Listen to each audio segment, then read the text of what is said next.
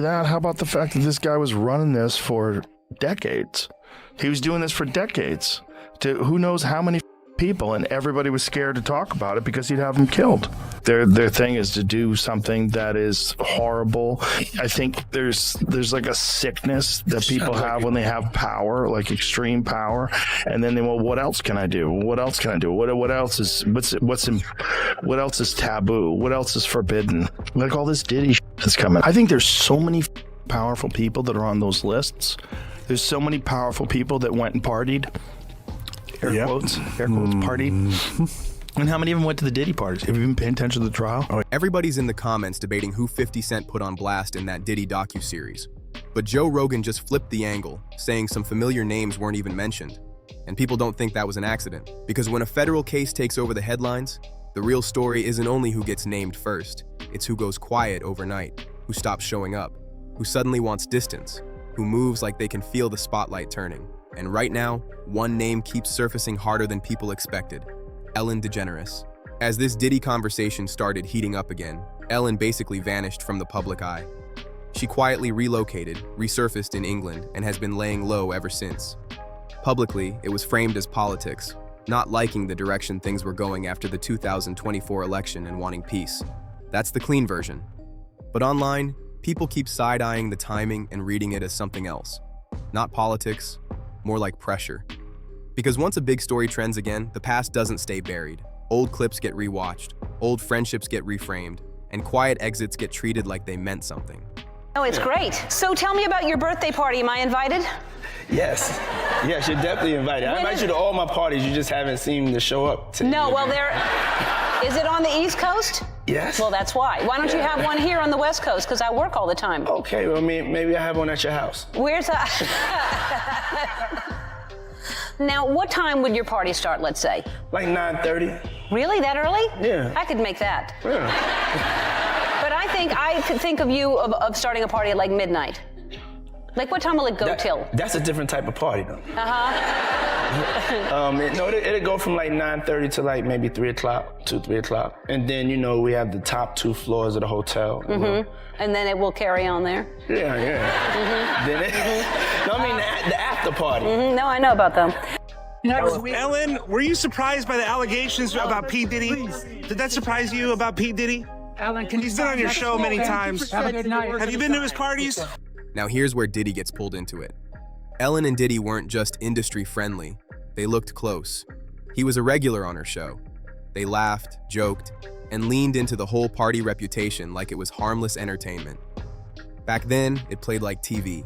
Right now, with today's context, those moments land different, real different. Because when the mood flips, the same footage starts feeling like a receipt. Not proof, but something people can't unsee. And the conversation doesn't stop there. With everything being discussed about Diddy's after-hours scene, plus constant online rumors about private footage, people start rereading the energy around anyone connected to him. And when the internet locks into a narrative, it doesn't whisper, it hunts. For years, there have been whispers online that Ellen's private life didn't match the polished TV image. People keep pulling up old relationships, questioning how things ended, and asking if it was ever as random as it was made to seem. Then there's the Twitch conversation. Steven, Twitch boss, wasn't just the DJ, he felt like family on that show. His death shook a lot of people, and even though the official story has been public for a long time, theories still circulate online. Not facts, just speculation that flares back up whenever bigger headlines trend again. And that's the pattern. Once people believe there's smoke, they start scanning every corner for a match. So stack the whole picture together. Ellen keeping a low profile, switching up her look, staying out of sight, while the Diddy headlines keep evolving and the rumor mill keeps insisting more names could get pulled into the spotlight.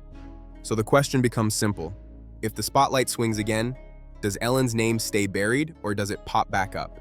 And that brings us to the next name, Ashton Kutcher. Because when the public starts rereading timelines, it's not only about what you did, it's about where you were, who you were around, and how comfortable you looked in certain rooms. Throwback clips have been trending again, and people swear Ashton looks right at home in those elite party environments. Smiling, dancing, looking way too comfortable for someone who later acts like he was just passing through. Because the vibe in those videos doesn't read like a man out of place.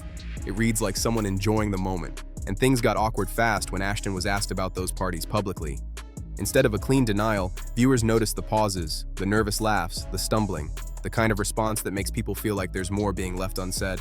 Party stories are our favorite genre of anecdote, if you have one, yeah.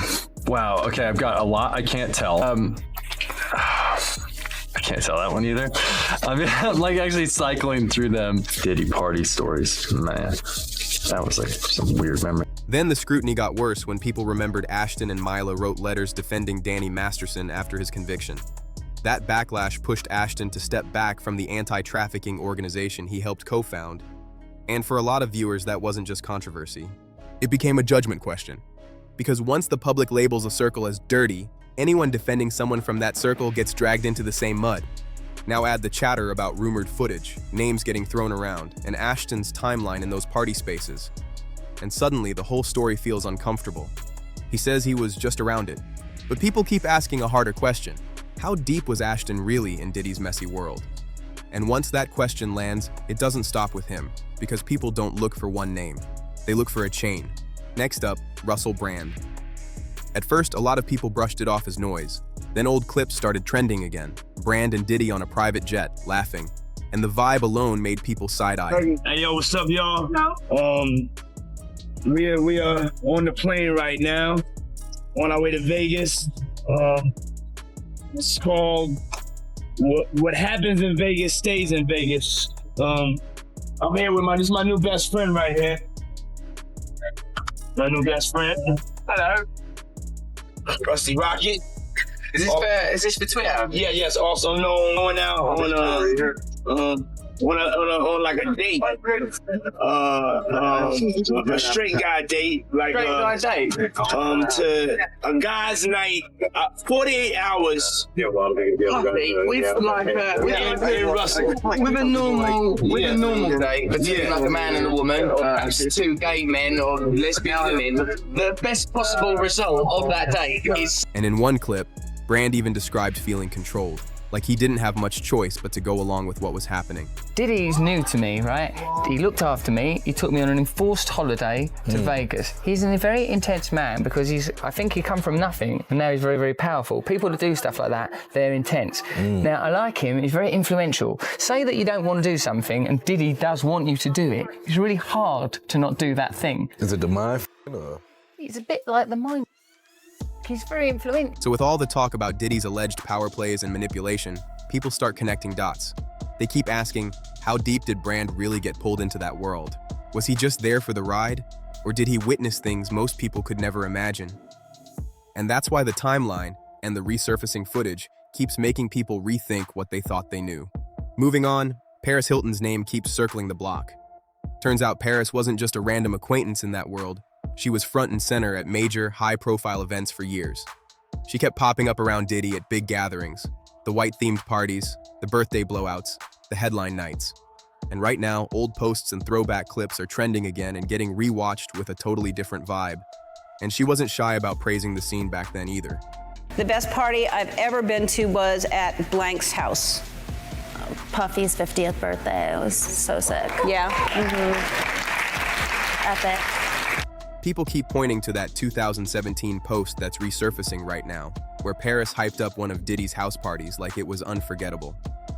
She wrote about having an epic time, called him talented, said the energy was crazy, even dropped the heart of gold line, and people are dragging that back into the spotlight hard. One comment is basically, wait, she went to those parties? You know what that means. Another says the heart of gold line hits different now, because when the mood changes, compliments start getting treated like receipts, not because they prove anything on their own, but because they show how people talked before anyone felt nervous.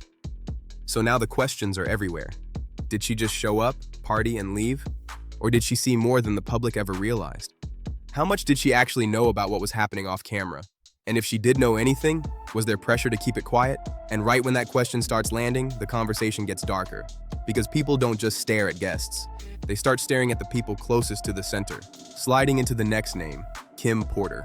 People have questioned the timeline for years, and online it never fully sat right. Not because anyone has proof, but because when people don't feel closure, speculation turns into its own storyline. But let's keep it real. Kim wasn't just connected. She was Diddy's longtime partner and co-parent, meaning she was close to the inner circle for a long time. And because of that proximity, people online keep speculating she might have come across things that didn't match the public image, information, conflict, or moments the public never saw. Then she got sick. Pneumonia was the official cause. And the internet did what it always does. Some people treated the timing like a mystery, others framed it as too convenient, and theories kept circulating. Not confirmed, just the kind of talk that grows when people feel like they never got answers. Died from pneumonia, but there's the first coroner's report that said it was ruled a homicide and they found toxins in her body to prove that she had been poisoned. You know, they have poisons that create heart attack and pneumonia-like symptoms. And once the public starts looking at inner circles, they don't just stare at partners. They start staring at family. Because if the story is bigger than one person, people assume the system around them helped it function. Another name getting eyes glued is Janice Combs, Diddy's mother. And in online narratives, she doesn't get framed as just the loyal mom. Some people paint her as someone who understood the game early, charm, control, power, and helped shape how that empire moved. People claim she wasn't just on the sidelines, and they keep pulling up old clips and strange moments to back their theories.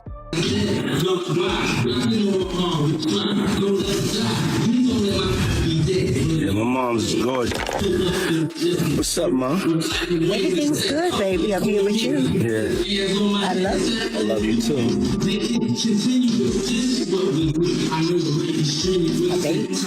Footage they interpret a certain way, plus viral snippets that get reposted on a loop.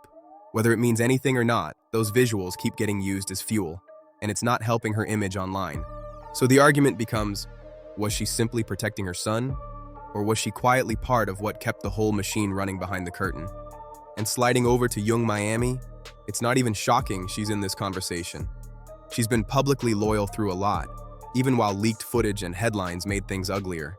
And people remember her defending him, saying he was working on himself, therapy, inner growth, all that. The man that I've come to know over the past 4 years. So she talks about in those years how they were in a public relationship. And she says she came to know a completely different person. She says that Diddy motivated her. He believed in her. He helped her grow both professionally and personally. And she says that she's writing this letter because she believes it's important to the court to know. But critics don't buy it. They frame it as perks. The jets, the designer lifestyle, the access. One comment put it blunt, she's there for the money. And then the rumors stack on top. People claiming she was around those after-hours circles too, pointing at symbols and little details that keep getting repeated in comment sections. Like the white nails comparison people won't let go of. None of that is proven. But it spreads because it fits the storyline people want. And once a storyline sticks, even small details get treated like they matter. And now the chatter sounds like this. If the ship is sinking, anyone still standing on deck might go down with it, especially if more names surface.